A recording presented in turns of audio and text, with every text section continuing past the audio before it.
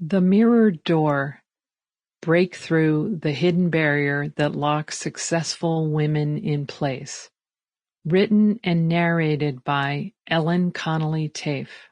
About the author by Paul Stefano. Dedication. To my daughters Maggie and Katie, thank you for giving me the greatest role I've ever had and for teaching and inspiring me every day. May you have the courage to break through the mirrored door and leave it wide open so others may find their way. A note about this work. The stories in this book speak to issues and situations women face in their professional lives.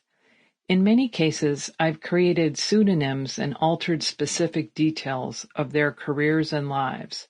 In some examples, I've created a composite based on similar narratives from multiple women.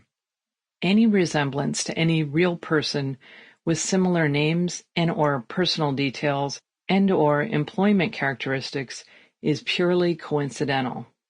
I am not a researcher. I'm a dot connector.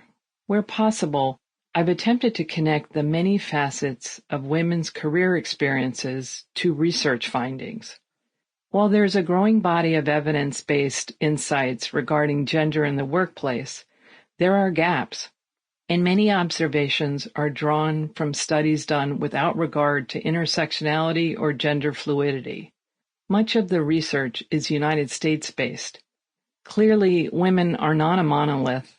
That said, the research we do have can help us understand our starting point. I'm hopeful that in the years to come, more will be studied and understood regarding marginalized genders, race, color, sexual orientation, ability, nationality, education and income levels, neurodiversity, and others. The views expressed in this book are my own. Introduction. In Front of the Mirrored Door. You're that professor who's full of doubt, right? This was not my finest moment as a faculty member, or the smartest way for my student to greet me on the first day of class. Still, I tried to take it in stride. Yes, I do have my doubts, I said. I've learned that many, if not most people, do too. We simply don't talk about it. This is especially true when we've had some success and are striving for something more, like the next level of leadership. We come up against bias and other obstacles, and it's disorienting. It can lead to doubt. I noticed the 30-something woman's eyes welling up. It's more common than you'd think, I added. After a pause, she straightened her shoulders and looked squarely at me. That's why I took your class and arrived early. I hope you can help. That's why I'm here, I said, smiling. This young woman and I talked for a while longer that day about the challenges high-achieving women face in the workplace. I could tell she had not heard such candor from a successful woman before, and that perhaps conversations with her peers were less than forthcoming.